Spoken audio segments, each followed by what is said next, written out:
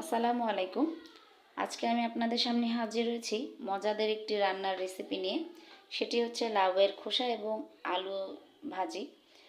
আমরা অনেকেই বাসায় লাউ নিয়ে আসলে লাউয়ের যে খোসাটা সেটা ফেলে দিই, কিন্তু আমরা অনেকেই জানি না লাউয়ের খোসায় রয়েছে প্রচুর পরিমাণে vitamin B 1, vitamin B 2, vitamin B 3, vitamin B 5 এবং ভিটামিন বি 6। এছাড়াও আরও রয়েছে iron, calcium, zinc, iron, potassium, magnesium.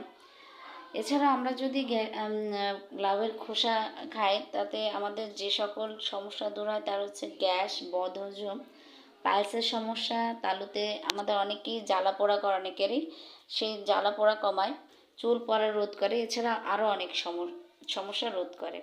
তাহলে চলুন আমরা আমাদের আজকে রেসিপিতে চলে যাই। প্রথমেই আমি কড়াইতে পরিমাণ মতো তেল দিয়ে নিলাম। এরপরে এতে দিয়ে নিব পেঁয়াজ কুচি, দুইটি পেঁয়াজ কুচি আমি দিলাম এতে। এরপর আমি এতে দিয়ে নিব মরিচ ফালি করে কেটে রেখেছিলাম পরিমাণ মতো। আপনারা আপনাদের টেস্ট অনুযায়ী যে ঝাল খেতে যেরকম পছন্দ করেন সেই অনুপাতে আপনারা মরিচ দিয়ে নেবেন। আমি একটু ঝাল খেতে পছন্দ করি, তাই আমি একটু আমার পছন্দ অনুযায়ী 8-10টি মরিচ ফালি করে কেটে রেখেছিলাম, সেই মরিচ দিয়ে নিলাম।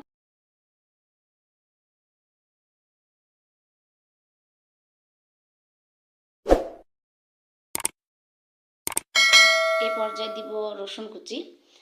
রসুন আমি এখানে একটি বড় রসুনের অর্ধেক রসুন কুচি করে এখানে দিলাম। আমি সবসময় ভাজিতে রসুন কুচিটা পছন্দ করি, তাই এখানে রসুন কুচিটাই আমি ব্যবহার করতেছি। তাতে ভাজির স্বাদটা অনেক গুণ বেড়ে যায়। পর্যায়ে আমি এটা নাড়তে থাকবো যতক্ষণ পর্যন্ত পেঁয়াজের কালারটা সোনালি কালার না হয়। হালকা সোনালি কালার হলেই আমরা পরবর্তী যে ভাজির মশলা দেওয়াটা সেই মশলা দিব।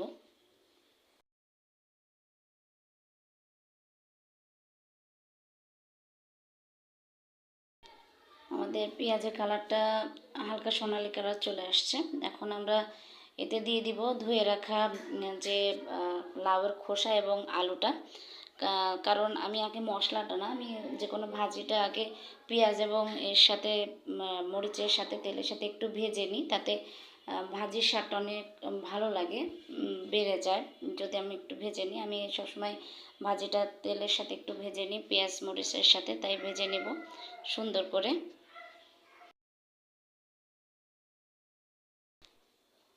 এবারে লাউয়ের খোসাটা ভালোভাবে মরিচ, পেঁয়াজ এবং রসুনের সাথে ভালো করে ভেজে নেব, যাতে তেলটা ঘ্রাণটা এর ভেতরে চলে যায়। যেটুকু বাকি ছিল এটা আমি আবার দিয়ে নিচ্ছি।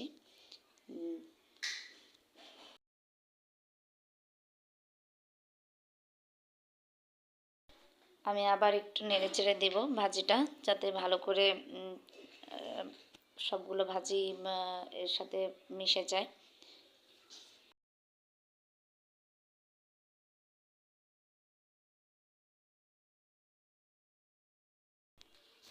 এখনই আমি ভাজিটা ঢাকনা দিয়ে ঢেকে দেব না, আমি আরেকটু করে তেলের সাথে কষানোর পরে আমি এর ভেতরে মশলা দেওয়ার পরেই আমি করব, ঢাকনা দিয়ে ঢেকে দেব। চুলার জালটা কিন্তু লো থেকে একটু হাই থাকবে, যাতে ভাজির কালারটা একই রকম থাকে। এ পর্যায়ে আমি আবার ভাজিটাকে একটু নেড়ে চেড়ে দিচ্ছি ভালোভাবে। এই পর্যায়ে আমরা ভাজিতে দিয়ে দেবো গুঁড়া মশলা। গুঁড়া মশলার ভিতরে রয়েছে পরিমাণ মতো লবণ, যতটুকু দরকার, হলুদের গুঁড়া, জিরা এবং ধনিয়ার গুঁড়া পরিমাণ মতো আমি দিয়ে দেবো এখন ভাজির ভিতরে, এবং দিয়ে আমি একটু ভালোভাবে নেড়ে চেড়ে তারপর ঢেকে দেবো।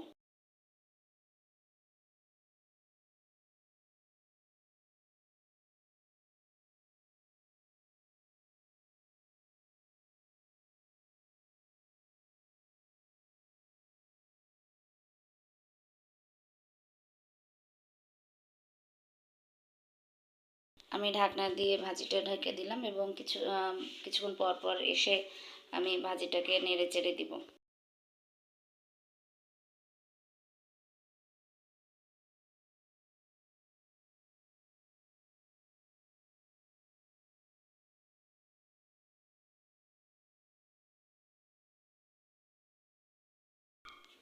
আমাদের ভাজিটা হয়ে গেছে। এখন আমরা একটি বাটিতে তুলে নিব এবং দুপুরে গরম গরম ভাতে সবাই এটা খাবো। এবং কি যে মজা! আমি এই লাউয়ের খোসা ভাজিটা খুব পছন্দ করি এবং আমার বাসায় যে আমার হাজব্যান্ড সেও খুব পছন্দ করে। লাউয়ের খোসা দিয়ে খোসার যে ভাজিটা গরম ভাতে খেতে খুব মজা। আপনারাও ট্রাই করবেন আশা করি।